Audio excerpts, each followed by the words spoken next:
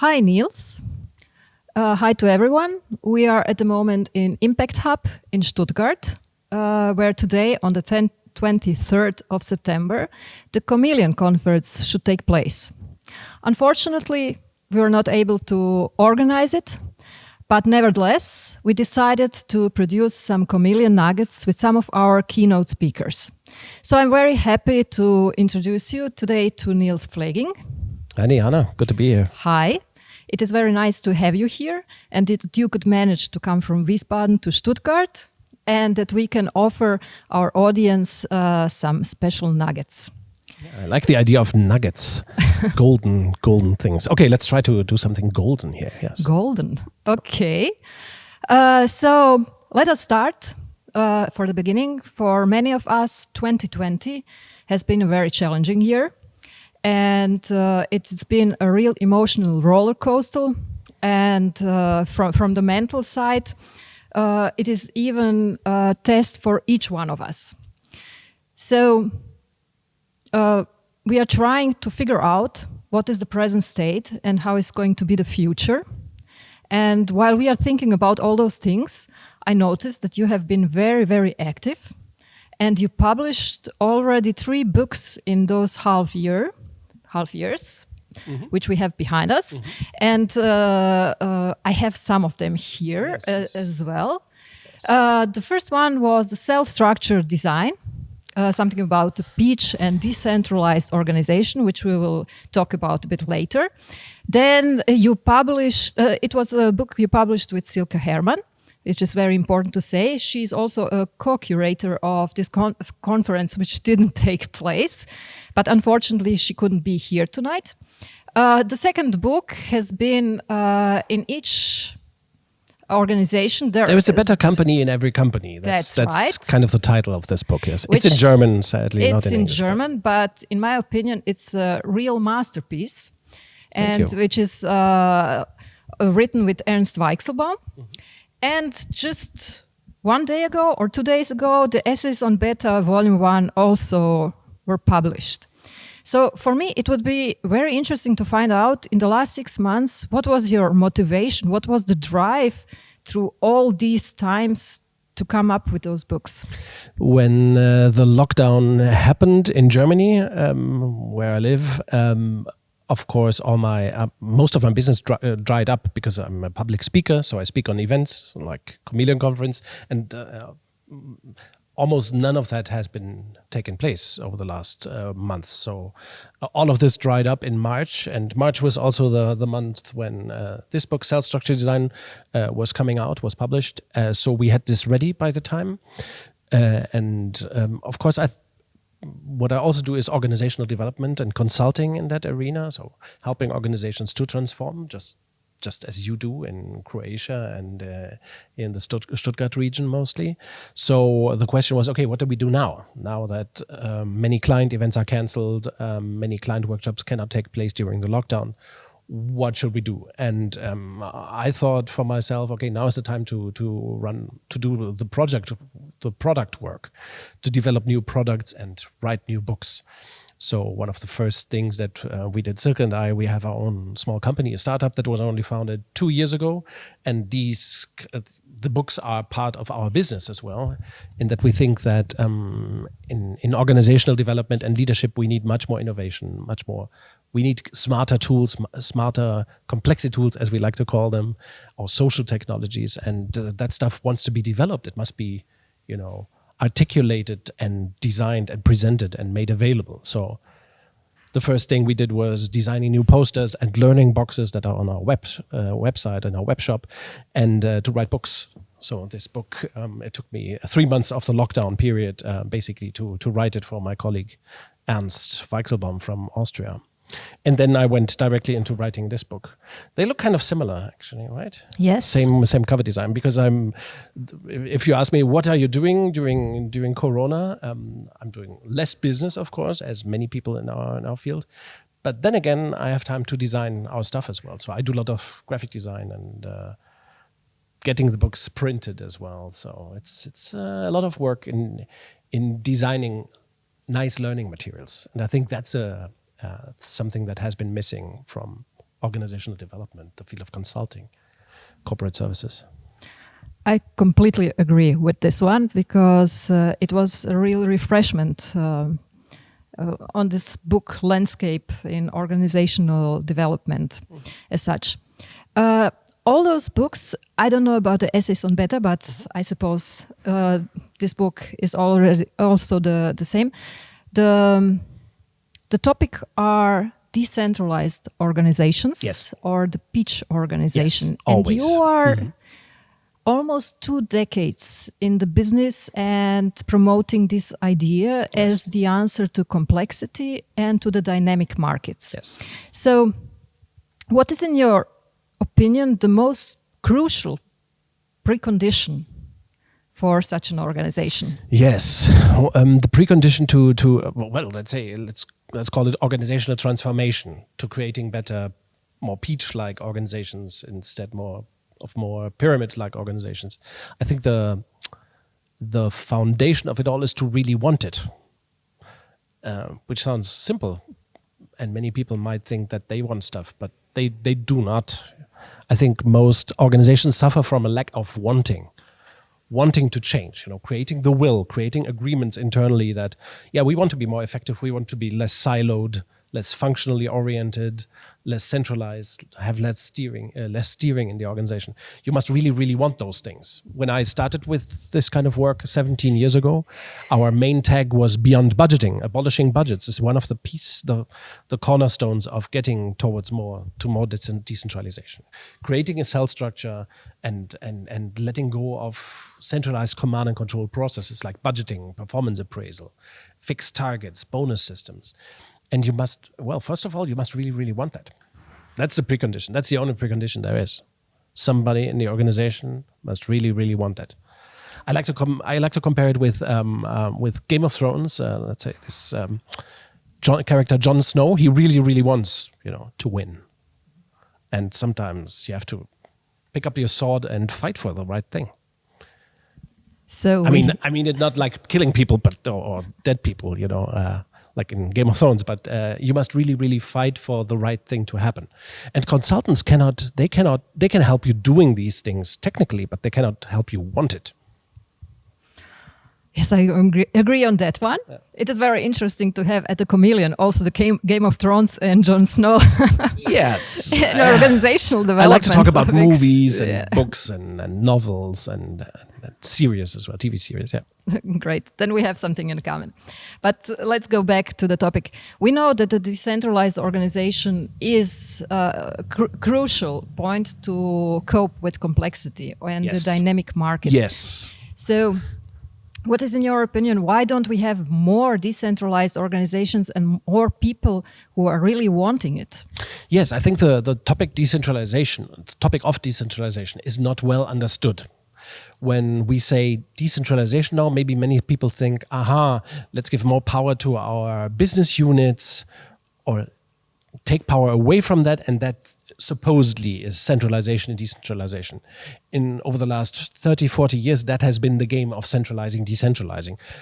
Shift HR more to the corporate level or organize it down to the business units and that kind of stuff. Or marketing, you worked in marketing as well. I'm a marketer. I was a corporate controller. That can be more centralized, decentralized. That is not the kind of decentralization we are talking about here.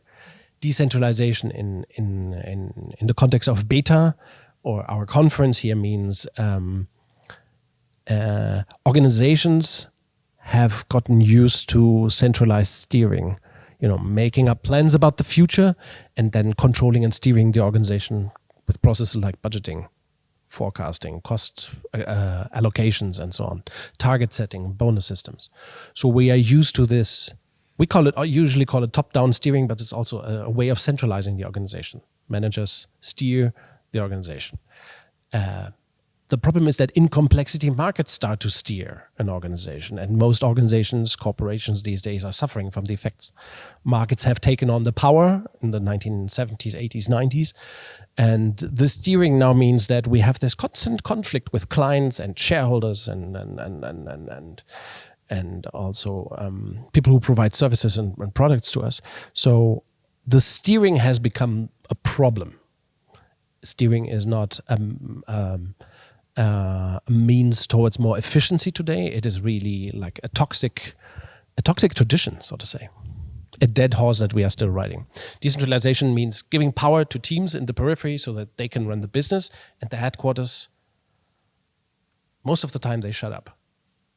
Yet most of the time they sit on their hands, as they say in Handelsbanken, which is a beautiful way to describe the top burden of top managers in a decentralized, radically decentralized organization like Handelsbanken or Toyota or DM, is that top managers have to sit on their hands most of the time, almost all the time. That's nice that you mentioned also Handelsbanken and DM, because as I understood from your books from early on, is that they are already for decades decentralized. And if you look back, for example, now, did you notice, because I know that you are speaking to many people, that you are in contact with many organizations, did you notice through the last 2 decades some changes on the C-level or from the entrepreneurs? In which way? Yes, when I started all of this 17 years ago, talking about beyond budgeting first, and then we rebaptized it into calling it Beta or the Beta Codex. And when I started with that, people really laughed at me, or they kind of ridiculed me and the work I did. There were people shouting, sometimes in Germany or in Brazil, or where I spoke, there were people in the last row shouting, "This is communism," and it has nothing to do. I think in a way, today's corporations are communist, in that shareholders or owners are disappropriated in a way. We see that in the corporate scandals that we can observe every day in the press, that shareholders and owners their patience is tested by top managers, and their ineffectiveness. The ineffectiveness of command and control organizations have become so big, so burdensome, that organizations are suffering a great deal from it. Decentralization, in fact, is taking the insights from market economies into organizations. A cell structure design, as we like to call it, or a decentralized cell structure or so, where the periphery is in charge. It means being much more, that organizations become much more market driven, because the external clients can steer peripheral teams, which then in turns steer the center of the organization. This idea of a peach organization means the periphery, or the fleshy part of the peach, is in charge. And it makes organizations more like market economies. It's a beautiful thing. I am completely with you. That's a beautiful thing. The question is, do the entrepreneurs and the C-level understand it as well? And yes, I think there is a lack of understanding. I think there is a lack of knowledge about this model. We are sitting in Germany here in Stuttgart, the headquarters of DM Drogeriemarkt. They are not far away in Karlsruhe, maybe 150 kilometers from here, very close, right? 90 kilometers, see. Yeah. And still, it's such a successful company in Germany, especially, but all over Europe, really.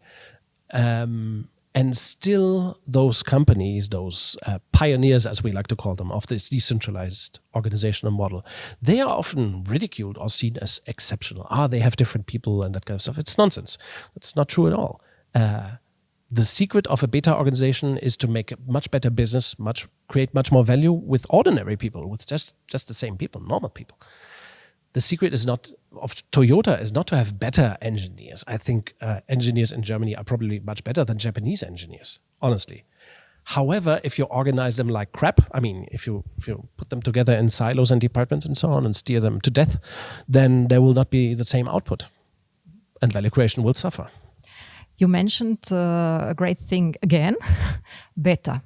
Yes. And you are also a co-founder of the Beta Codex. Yes. It's a way of organizational thinking, which is fit for complex markets and fit for the human nature. And it is based on 12 principles. Yes. So one of the principles is about mastery. And it is a topic which is also in my private circles very interesting, and sometimes we are discussing this topic even for hours, because we are trying to define what mastery really is. So in your opinion, what is mastery? This is the first question. Secondly, how to recognize mastery? And the third one, how can we help the young people who are coming in the organization to become masters? But why do you discuss this so intensely with your friends or colleagues? Because how comes? Maybe some of them see it some kind of differently. Oh, okay. Yes, there are different opinions on it, what mastery really is. Okay. So maybe you share with me what you think mastery is. I think it's we are both, we learned business and economics. And of course, for us, there is a serious problem for people like us, knowledge workers, as we are sometimes called, to make it beautiful, to beautify the problem. Of course, we do not produce a thing. Usually, I also produce the books, but I don't print them. So for us, we don't have the pleasure that artisans or people working on the field, what they have is they have the pleasure to say that when the deed of the day, when the day's deeds is done, that here's what we accomplished. Yeah, we collected these, but we grabbed these potatoes off the ground, and we produced this product and that product. I produced a chair or a house. We don't have that. So the problem is, for us, it's harder, for us knowledge workers, it's harder to determine our mastery, because it doesn't show up. Not necessarily the result reflects your mastery. If you talk to an artisan knows exactly what she or he knows to do. I'm the best welder of the world's best welder or whatever. I'm the best at laser cutting or whatever. For knowledge workers, it's tough, I think. And but nevertheless, organizations live from people's mastery. We currently have this digitalization hype that suggests that we just have to digitize everything, which is nonsense, because we still, the water we drink is still physical. When we have some health problem, the solution is more often than not physical and not digital. We need to eat, we need to go to places physically. We have to have houses and clothes. All those are physical. We have plenty of physical needs. And the question of mastery shows up easily when you produce something physical, and it's harder for us to understand what mastery is in the realm of services. Yeah. However, I think, for example, I know that I can design stuff. I can design a book, an entire book if I need to, or a magazine, or a newspaper, or a journal, or a poster, or a website. And it is important for each of us to know what we are really, really good at, what we can master. Beta organizations need mastery, because only people with mastery are capable of solving complex problems by coming up with the right ideas. That is why mastery matters. Now, every organization is full of people, and all these people have mastery. It's just that often this mastery doesn't show up, or usually this mastery doesn't show up at all in the org chart. Yeah, unfortunately. That's a problem. Unfortunately, and that's the problem with functions like marketing, sales, controlling, even product development. Those are horrific titles that have nothing to do with the mastery. I agree. They are much too abstract. They are not specific, and usually you don't work. Only if you work in a real team, and when you rely on each other, that you start to figure out what the other person is very good at. I heard from some very, very intelligent, knowledgeable master people that in the process also, when you go into the direction to a cell structure design, also to the open space beta, that is always very interesting, because if you ask in the organization, mostly people know who the masters are. And that those people and are master not in terms of hierarchy, but people with mastery. Yes, yeah. Yes. With mastery. Every organization has a secret knowledge about the mastery that it possesses. And you find that in situations when you really suffer from a problem. Let's say Daimler is not far from here. Daimler was very famous for its mastery culture until the 1970s. So whenever they had a big problem in production or in product development, they would say, okay, who can solve this problem? And there's always one person who can solve the problem, but usually that doesn't show up in the org chart. So you have to ask around, who is this person who can solve the problem? And usually the answer is Andrea or Klaus or something like that. It's usually a person who's not in the org chart, who's not a boss, who often has no budget and no, formal importance or authority whatsoever. But just the mastery, the most has the important mastery. That's thing, why you need Klaus or Andrea in these occasions. Exactly. And there's no way around it, because just because you have an important position, that doesn't mean that you can solve complex problems when it's needed. Yeah. There's one question just before the end. It is about theory X and Y. Yes, that's a great topic. I love that topic. Yes. And that's also the question why we have those quarrels in private circles regarding the mastery. When we ask people, mostly, or also leaders in some companies or managers, how do they see their employees? They always say, yeah, theory Y. They are all really motivated. They are also creative. They can take the responsibility and so on. But if we look how they interact with them or how they communicate with them, yes, we always see that they go back in the pattern in a view of theory X.